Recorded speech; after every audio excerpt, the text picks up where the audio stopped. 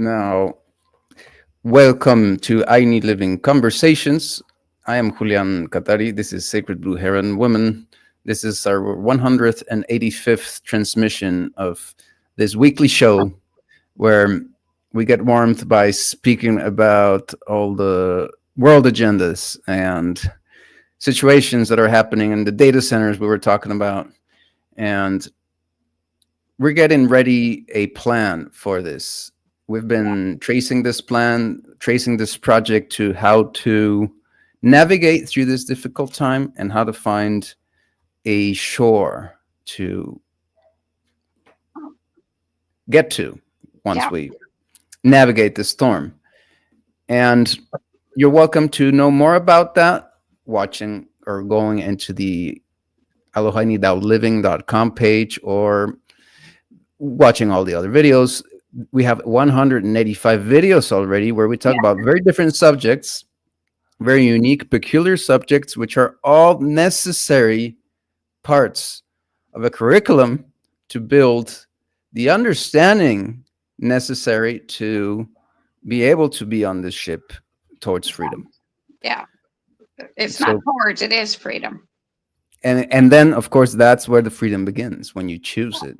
Yeah. Not when you arrive to the shore. You got to get on the boat. It's that simple.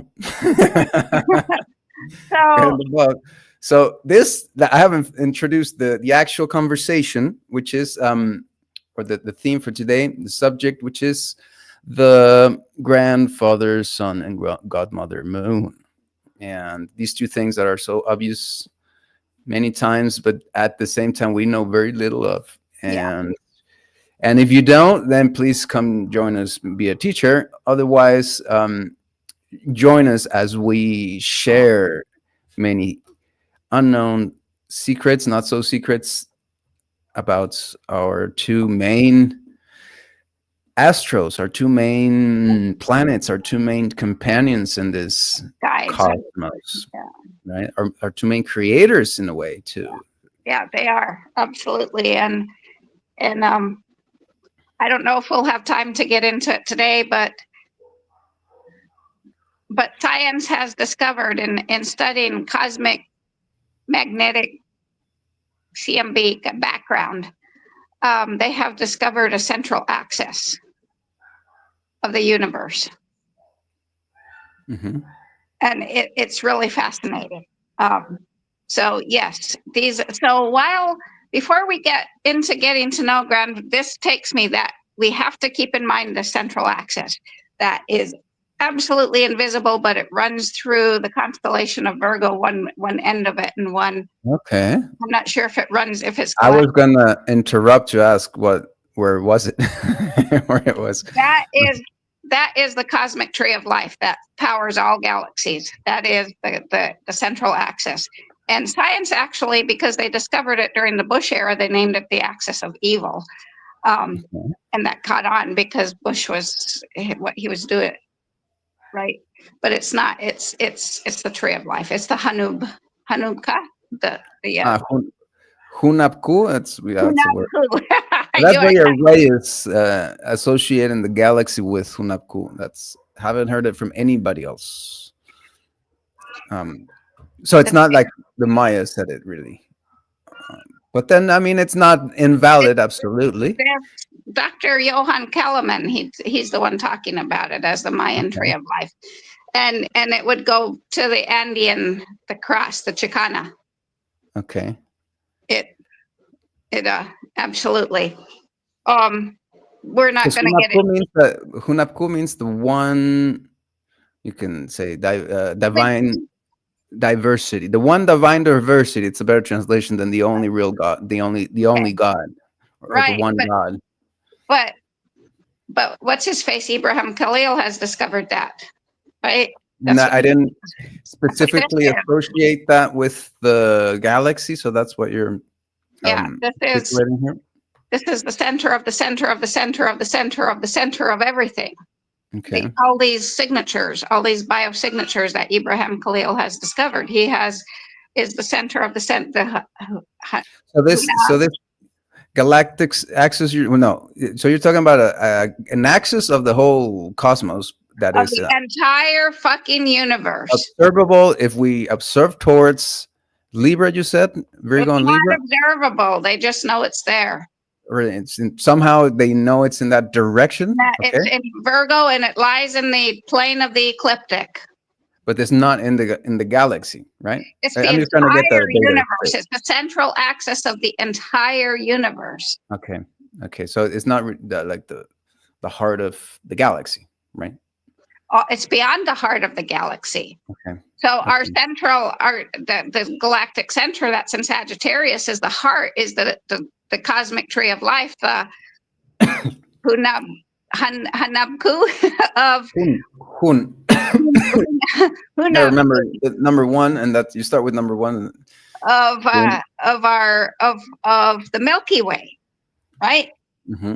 Because there's the cosmic tree of life, or the central axis. There's the galactic tree of life, or central axis. Then there's the solar system tree of life, central axis, which is grandfather sun. Then there's the planetary, which is is Mother Earth.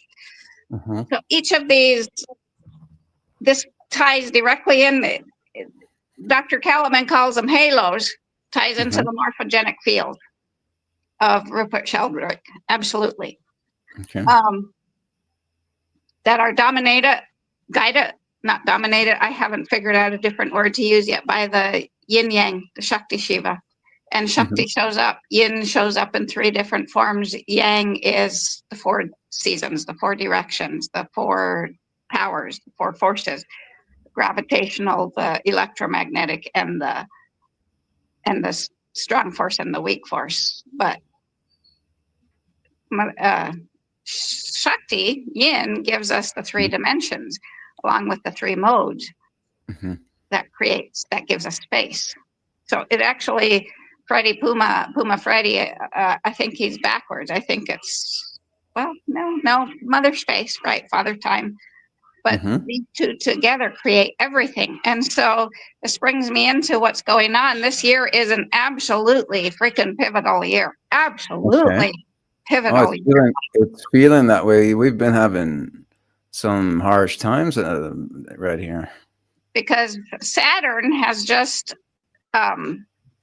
orbited into the constellation of Pisces, and he's conjuncting Neptune.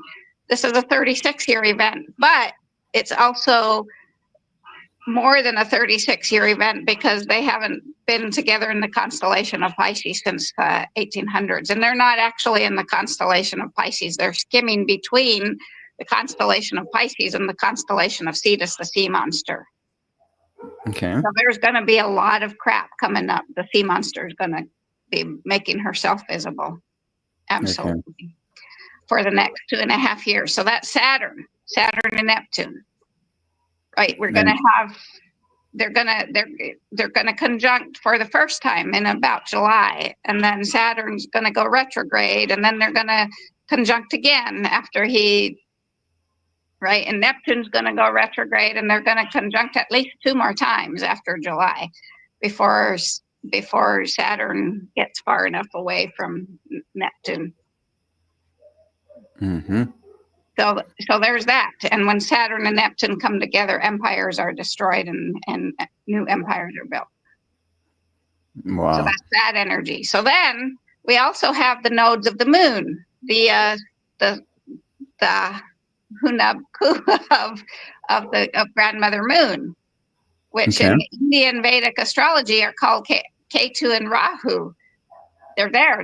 They call them shadow planets, but that's the central axis. And they have come home. They operate in 19-year cycles. They are what produce the eclipses. And they have come home to their home constellations. They're just ingressing into the constellations of K2, the south node, is in Leo, and Rahu, the north node, is in Aquarius, the constellation coming 20 years, 20-year cycle, a 20-year cycle, closing and ending. Ending and beginning. Okay, then we have Jupiter coming into Gemini in the next couple of weeks for the first time in 12 years. So we have a huge pivotal shift this year. Huge. Mm-hmm. Huge pivotal shift. I can't say that enough. Yeah. Yeah, it feels like it, and even we're close to it. Even kind of, I mean, it's always a gradient, but Yeah, June feels in to this me waiting June period. June feels to me like the where the storm is. I mean, it was stormy here. We got some floods. Um, in many parts of Mexico, it's been like early rain season strike like strongly, and there's been some lots of thunder. Yeah. Um, which is, I mean, we've been hearing the messages from our Tlaloc, and they're pretty, he's kind of mad in a way, Yeah. in a way, it's a way to say it. Yeah, this is absolutely a pivotal year. Absolutely. So Yeah. so now let's get to know our grandfather sun and our grandmother moon. Okay. So there are colorless tiny packets of energy that Albert Einstein named photons that stream out of grandfather sun. Which, by the way, we a huge ass coronal mass ejection. Grandfather sun spewed a huge amount of plasma on July 1 or June 1 that produced the most powerful geomagnetic storms for the entire. They just stopped yesterday, the entire weekend, which Okay. means that our cosmic radiation is at the lowest levels for this solar cycle 25. Yeah. So, yeah, this is truly a pivotal year. Anyway, so these photons stream out of grandfather sun, traveling at the speed of light to reach Mother Earth's surface only 8 minutes later. Every light photon that reaches the surface of Earth Mother provides warmth, and only less than half can be detected as visible light. Most of the remaining photons that our human eyes cannot see are infrared and ultraviolet light. So amazing interactions occur between us and visible light photons when they penetrate our eyes and reach our retinas. Some photons arriving directly from the sky are reflected off objects in our surroundings and are perceived visibly as colors. Our response to each of these photons depends on their energy and their wavelength. We can't get away from that. Hmm. Every colorless photon is color coded when it interacts with the specific light sensitive photopigments in our retinas. So it takes there are no colors. The universe is colorless. It takes our eyes to see colors. Hmm. The colors come from within us, not from outside of us. Mm-hmm. The highest energy visible photons have the shortest wavelengths and are perceived by our eyes as violet light. The lowest energy visible photons have longer wavelengths and are seen as red. So that's kind of the background of Okay. grandfather sun's light, right? So grandfather sun has 4 primary solstitial movements annually, as well as 4 primary movements daily. So daily we have sunrise to noon, noon to sunset, sunset to midnight, and then midnight to sunrise. And we're going to consult the wisdom of the Mexica or the Aztecs for these 4 daily pulses. So dawn is when the light begins to appear in the sky, and it is a time of creation. Sun, maize, and life itself are created in the dawn. So in the Quiche Mayan language, to give birth is to dawn or to give light. So a dawn statement we can program our day with is, I am reborn as of today, and I am grateful for whatever we want to choose to be grateful for. Mm-hmm. Sunrise then is the leading edge of when the sun becomes visible and rises above the horizon. This lasts about 5 minutes and is a time of coming into being, a time of manifestation. So this is a time to thank Grandfather Sun for infusing us with the wisdom, discipline, and sacred love energy that he is to play our day and take care and take action with impeccability. Morning, then, is when grandfather sun is above the horizon and it's prior to high noon. Morning is for growth, cleansing, and healing. And any work done in the morning can grow and expand by simply connecting with the morning sun. And the Mexica would use this period to strengthen their bodies by eating their first meal of the day. High noon is when he is at his highest altitude or zenith and the strongest, giving the greatest degree of love. So this period is equated with courage, greatness, honor, and leadership, and the Mexica would eat their largest meal during this time to maintain their strength at grandfather sun's height. The nobles then had the luxury of recharging their bodies at the hottest time of day. Afternoon was associated with advanced solar cycles and brave warrior women. The Mexica and the Mayans associated the advanced solar cycle of 52 years to being wiser and more in tune with the rhythms of the cosmos. So we can use the waning of sun stamina to help decrease something, to cleanse and to cloak and to camouflage information, to lessen uncertainty and sharpen discernment. And then sunset is the path to transformation and the real release of the day. Dusk was for end of day ceremonies and to get ready for the night. It is the darkest part of the evening. It's twilight and occurs just before the minimum brightness of the night sky. So nightfall, according to the Mexica, was a time of regenerative transformation. And the Maya knew what time it was by observing Venus, the Pleiades, and the constellation Gemini at night. For both the ancient Mexica and Maya, night, midnight, and pre-dawn was when the veils of reality became thinner and divine supernatural beings intersected with the mundane world to appear in dreams, nature, and temples. Midnight was one of the most important times for observing celestial happenings, prognosticating outcomes, and performing rituals to ensure prosperity and abundance. And then pre-dawn, going from 3 o'clock in the morning till dawn, the energies are uncertain and yet very transformative. So that's the day. Grandfather sun during the day. Now his annual solstitial points. Equinoxes and solstices are key astronomical events that mark the changing of the seasons and the shifting relationship between Mother Earth and Grandfather Sun.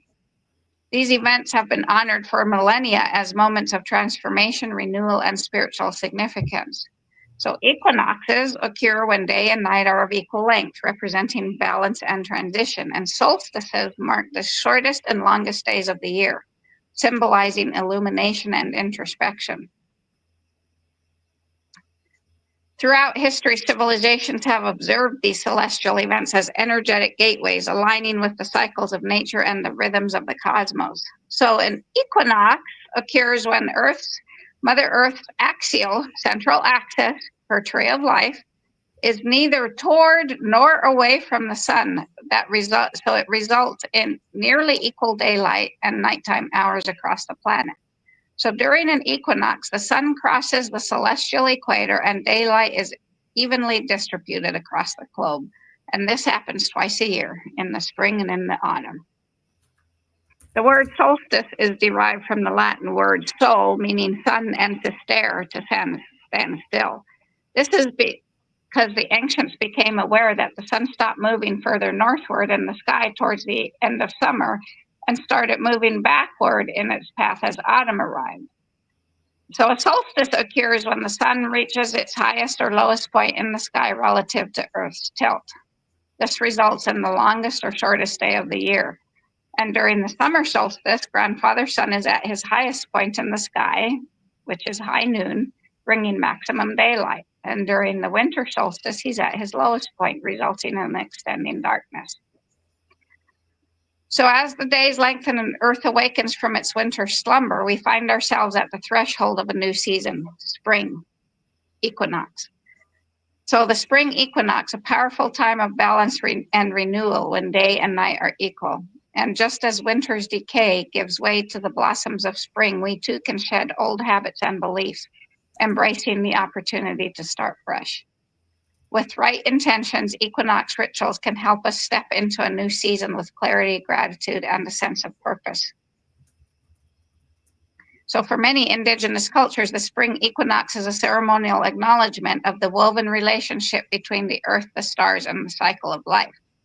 And as we welcome the season of spring with the vernal equinox, we know that 100 days later, there's going to come another change. Nature awakens and proudly shows off the fresh green so characteristic of youth. Green, the center of the visible spectrum, represents aliveness graced with health and balance. And then 100 days later, we come to the summer solstice, which has been celebrated for at least 11,000 years, perhaps initially in the Middle East. For some, it's known as the rest point between planting and harvesting, and afforded a rare moment to relax and enjoy in various ways the imminent fruits of fertility and abundance.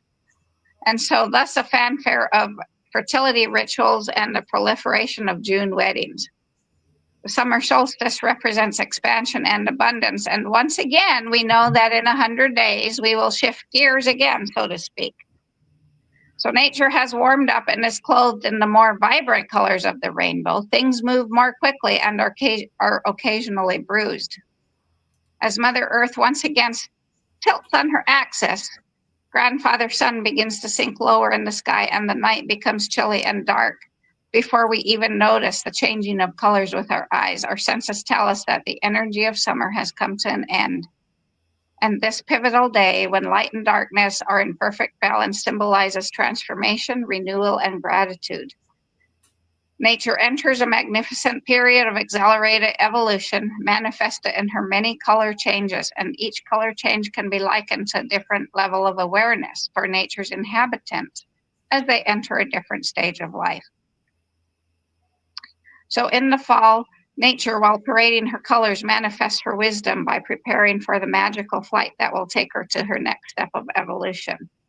Leaves, for example, exercise ultimate patience, knowing they will fall in their own time and arrive in the place where they will prepare to begin life again.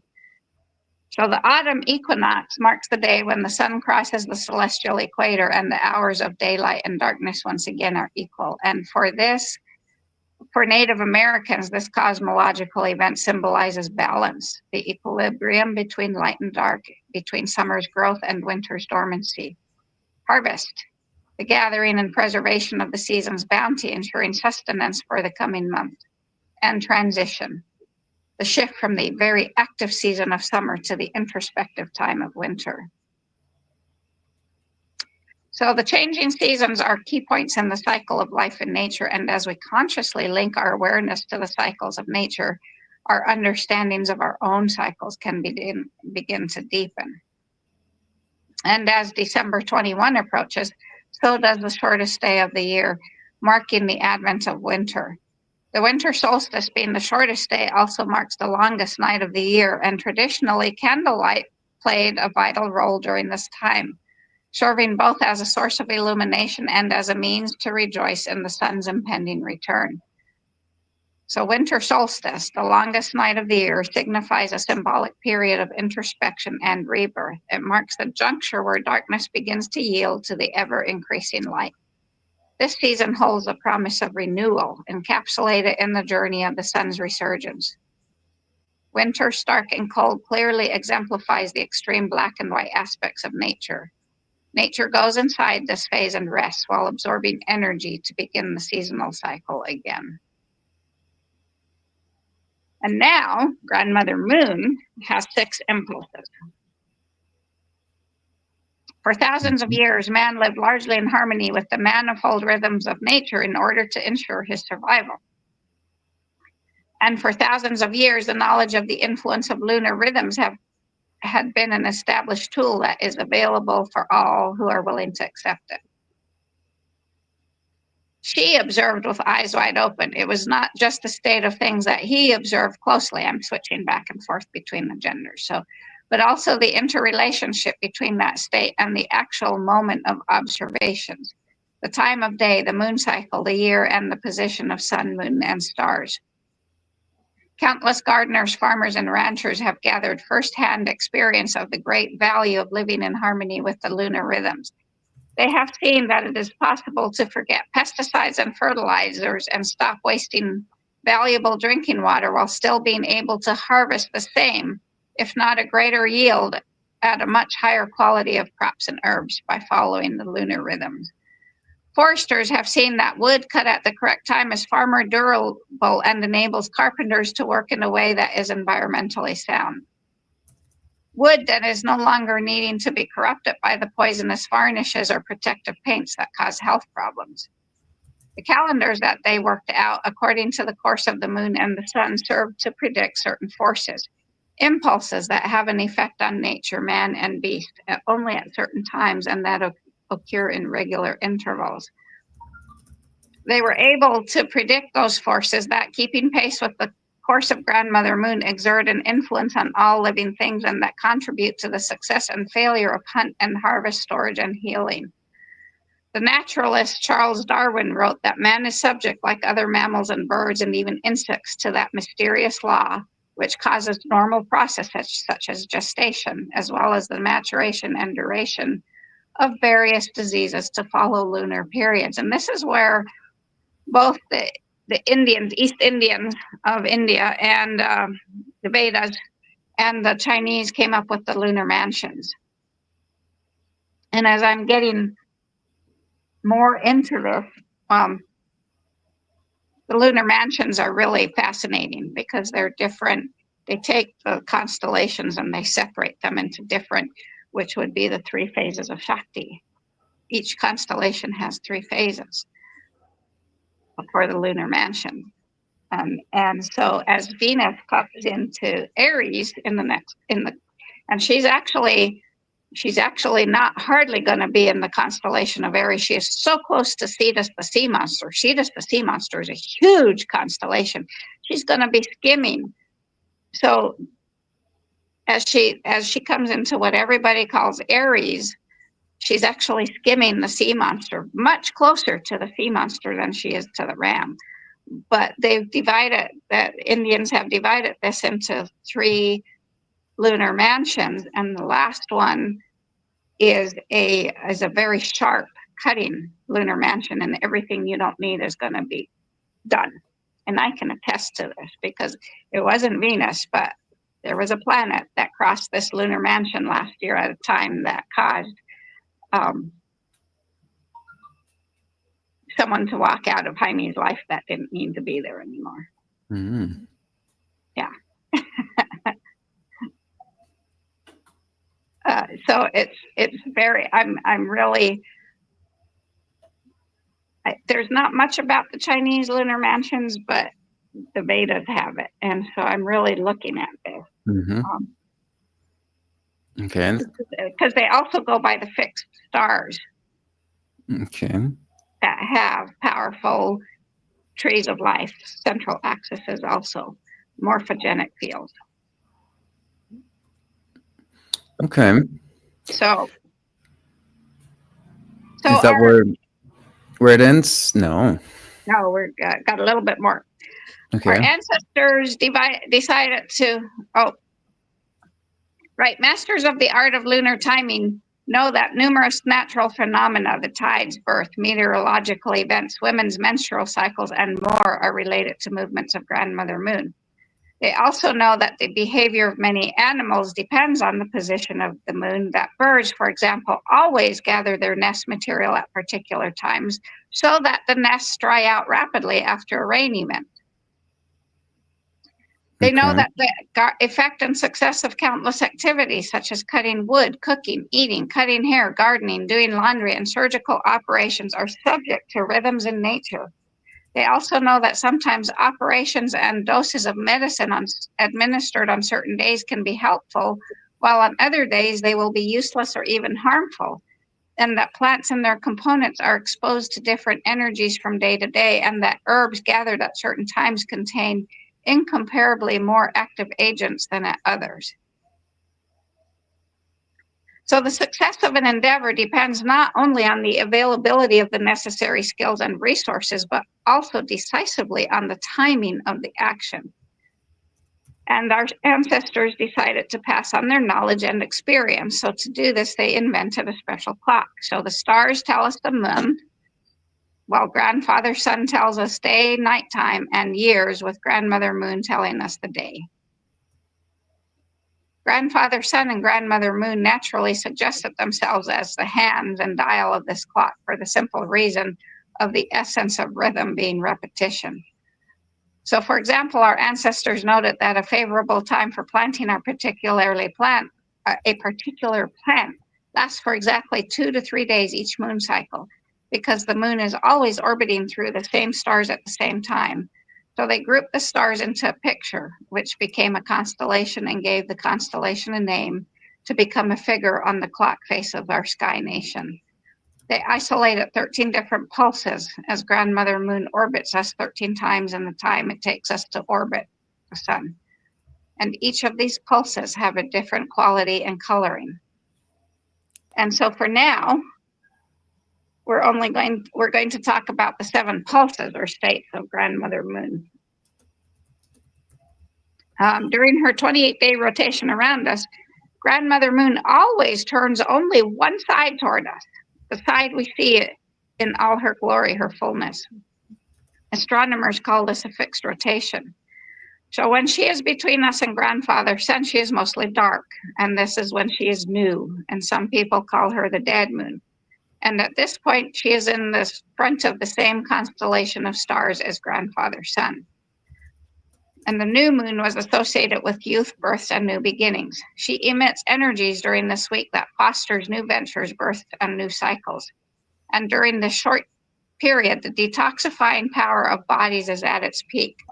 This is also time to start getting rid of bad habits, and diseased trees will be able to recover after being cut back on this day. And Mother Earth begins to inhale. This is during the first week. So the waxing moon is expansion, increase in sexuality. It emits energies of growth, expansion, and fertility. Beginning at the right and moving left, a graceful sickle appears, and this journey is about 6 days. This is known as the first quarter, and then the period for the next 7 days is called the second quarter. Everything that is to be supplied to the body that builds it up and strengthens it works twice as well for the first quarter. But the more that Grandmother Moon waxes, the more unfavorable the prospects for healing wounds and operations. The more towards full she gets, the stronger her influence. So, for example, even with the same amount of detergent, the laundry does not become as clean as it does when the moon is waning. Yeah, but you said that in a recent, was it with me or was it in a live one? Because I have that's so present. It's so interesting. Yeah, it is. I need to pay. You gotta try it still. Yeah. I'm still to try it. More babies are born when the moon is waxing and full, because the waxing moon supplies plans, takes in, builds up, absorbs, breathes in, stores energy, gathers strength, and is conducive to recovery. And it also, we just passed day 7, or we're right at day 7. Yeah, we just passed day 7. And I watched a YouTube video that helped me with this, but it's like it's coming to the first quarter. This is a time of action, and it is. As I sat with myself, I noticed that there was an action I needed to take, and that was to create a new vision board through which I could sit with it and breathe, because I also watched a YouTube video about breath being the most powerful. The intention of the breath being to let this possibility become real. Okay. So I did that. With the first quarter moon, and I felt the pulse. Right, you have to be willing to tune in and say, this is not just. I've finally gotten to the point where this is not Ingrid ego. This is the pulsation of the tree of life. That's pushing me to do this. So full moon is completion and maturity. Finally, she has completed half of her journey around us. Seen from the sun, she would be behind us. A clearly perceptible force makes herself felt now. Moonstruck people walk in their sleep during this time. Wounds bleed more profusely. I haven't paid attention to that. I will have to pay attention when we start cutting goat hooves as to if we don't want them to bleed as much. Maybe we should. I hadn't even paid attention to that. Medicinal herbs gathered on this day develop greater powers, and trees cut back now during the full moon could die. The waning moon is dying, it's decreasing, and it's advancing solar cycles. It emits energies to ensure decrease, clearing, and the death of something. So slowly she has wandered onwards, the shadow denting her from right to left. Operations are much more successful in this 13-day period. Almost all work about the house goes smoothly, and if we eat too much during the waning moon, we won't put on weight so quickly. This is a time to plant root vegetables and graft fruit trees. The waning moon detoxifies, removes, cleans, perspires out, and breathes out, hardens, dries, and is conducive to action and the expenditure of energy. So then there's the ascending and descending moon, which is the seasons. From the winter solstice to the summer solstice, there is an ascending force, which signals gradual increase, expansion, growth, and flowering. Then from the summer solstice to the winter solstice, there's a descending force, which signals ripeness, harvest, decline, and rest. And these forces are also perceptible in the course of a single month with Grandmother Moon. When Grandmother Moon is ascending, the sap is rising, fruit and vegetables are juicy, and the development of plants above ground is favored. When she's descending, the sap is drawn downward, enhancing root growth. So some very special rhythms and rules and dates that are completely independent of the moon's position.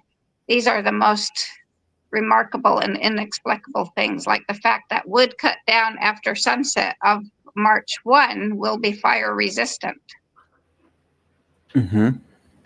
The moment of touch is the decisive factor. The moment of action, whether it be on a human being or animal or plant.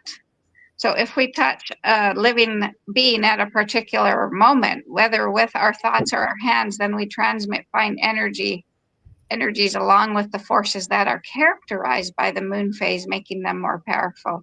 And these forces have such a powerful effect that even touching potatoes that have already been stored will have a different outcome depending on the moment of touch.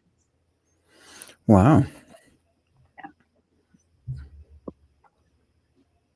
Yeah, so as we all have mindlessly gone, including me, about our lives, touching things and not knowing, what impact we're having, that goes to the natural law of cause and effect. We set a cause into motion. What is the effect it will have?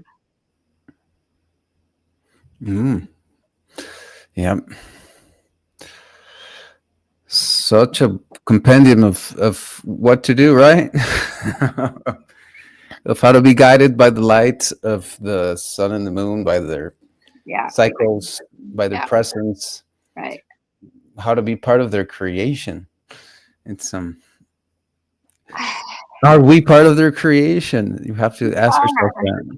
We are, and that's the video I listened to by Michael Singer this morning was so potent. It's just like, can you just accept reality as it is? Mm-hmm. Because it took 13.8 million years to arrive in front of your eyes. So, and if you turn your head here, it's going to be different. If you turn your head here, it's going to be different, right? Or turn your head over there or over there, right? So can you just because nothing is personal, can you just let things go? This is Wu Wei, art of Wu Wei, the easy, effortless living is you just be with each moment as it arrives and know it as an experiential moment that makes you more whole and complete, whether it was a difficult moment or not a difficult moment. Wow. Mm-hmm. And observe the effect, right? We're so used to even I am still find myself going through my day mechanically, forgetting to talk to the planets, not even paying that much attention to the moon cycles. I mean, I'm more now, but not even that much to the moon cycles as to what effect this causes. That makes me wonder. I had the goats ate. There's a young maple tree, and they killed part of it by debarking, eating the bark off of it. It didn't dawn on me to figure out what phase of the moon they were eating it. I bet it was during the waning phase. It killed it, one branch of the tree. That's cool. Yeah. I didn't even think about that. right? So Everybody's flowing with the waters of the moon. yeah, it's and grandfather son. It's the two of them together is, and then you add all the others. But Mhm. we got to get used to the two most obvious. Wow. So this is a very, very necessary. How could we ever live together in harmony in a community if we're not being taught by these kind of things? Yeah. If we're just taking, and we were talking about that with Maida today, you because she had this, she comes up with this like questions and how do you make sure you're not somebody is not imposing an idea and there's no freedom. And I'm like, well, of course we're not proposing to create a reproduction of the system that we've been living, because we've been living on the system that does not allow anything else, right? Right. That does not allow a variety of beliefs, a variety of ways of living. It imposes a mono way of living, Right. a mono belief, a mono God. This is the only way. I mean, and you can, and you think you have freedom, and you think you have different ways to, of being and believing, because you can be of this church or of this, or an atheist or whatever. Yet if we're still fully involved mentally and physically in that system, then that means that we are not choosing anything. And Well, Michael, that movie I sent you today by Michael Singer, he explains it really well. It's all these likes and dislikes that we've created in our brain, that dogma, right? Not in our brain, in our mind, that keep us limited. And the more experience we gain, and the more we let go of our little self, become more whole and more complete, the more empty we become, and the more we can be filled with love. And the more we become filled with love, the less we're going to impose anything on anybody. Yeah. And for kind of my answer was going that way. And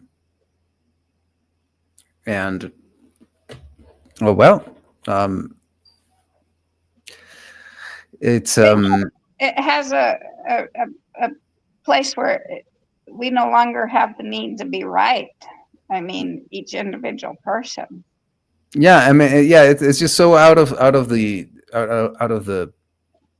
question is trying to reproduce. It's like, of course, we're not going to reproduce the same problem. That's the idea. Where if we would fail, and we're not, and you cannot start something. You don't start a company thinking you're going to fail, right? Right. You're not going to start anything. You don't have kids thinking they're going to die, right? So, it's not the way it works. So, and that's what we're proposing. We're proposing the creating that community, not right something that's not going to work. Right. And we have, and so the relevant thing here is, I mean, that was what we were discussing, is that this conversation we had today, this information that you're giving, and all these shows we have together, these conversations, this well, it's also a lecture that you share with us, an investigation, a piece of the Owl Council House investigations, and they're not ideas, they're not dogmas, but they are just information that is not what you've been given out there. Yeah. That is going to simply help us understand better, but we're not imposing this as an idea. It's not an idea, really. It's just information, right? And what's what's the agenda behind the information? Well, the agenda is to get out of the agenda. To restore love mm-hmm. as the primal force on this planet instead of money. So it is kind of weird, because we do have to have that agenda. Now that I think about it, I mean, we do have to kind of like be on that, at least on that page, on that same idea. I was talking to Maida about this. Is all what we were discussing with Maida. we have to at least be on that page. So a way to make that page be there somehow is by putting together this compilation program. Yeah. of information of training, which is what we are sharing here and inviting you to be part of its creation at Aloha I Need Out Living .com. So this was a great. Is there anything else about the moon, about the sun? Not as far as You were done. I wasn't interrupting. Cool. Wow. So what's in for next week? What's for next week? Let's talk about light next week. The sun and moon, the light. Okay, that's really fun. Sounds really fun to me. Really, really, I'm really into these. And anything that we can think, Let's talk about what is love next week. Chances are we'll have time to talk about light at the same time. So. I was in love with light already. So we're going to talk about love and light. That works for me too. I guess it's I can do that. I can do love first before light. That's a good. Oh man, that's a prophecy right there. Yeah. You gotta love before light. Well, and then maybe I'll have even be able to include into that the more about the central axis, the tree of life, the Hunabku. Yeah. Right. Okay. Yeah. Wow. So it was a lot of fun. Thank you, Sacred Blue Heron Woman, for sharing that. And thank you, everybody that was here or wasn't here or that will be here in some future, because this is there recorded and it's a very big library already of videos that is there available. They're getting some few views by themselves, but it's not something very extremely viral, not at all. It's not entertainment, so we're not gonna get. This is for somebody that's really wanting to get into the information, and that's always attractive too. So here it is, but then the action is where we are, or where you are. It's getting together. That's the action. Yeah. Getting together, and that's what we're looking for. So hope to see you next time, and we will cut the transmission if everybody agrees. Yeah. Alrighty, see you next time.